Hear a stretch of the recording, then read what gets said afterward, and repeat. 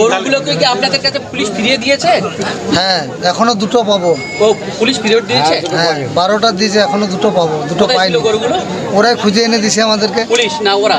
পুলিশরাই। পুলিশরা খুঁজে এনে দিয়েছে। পুলিশরা গরু খুঁজে বার করতে হ্যাঁ। পেরেছে, সেই পুলিশ কিন্তু আসামি খুঁজে বার করতে পারছে না।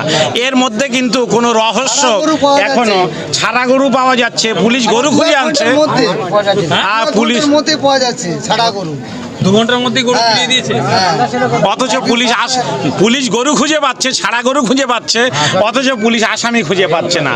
বন্ধুগণ, আমরা এখন আছি বর্ধমান দুর্গাপুর থানার জেমুয়া গ্রামে।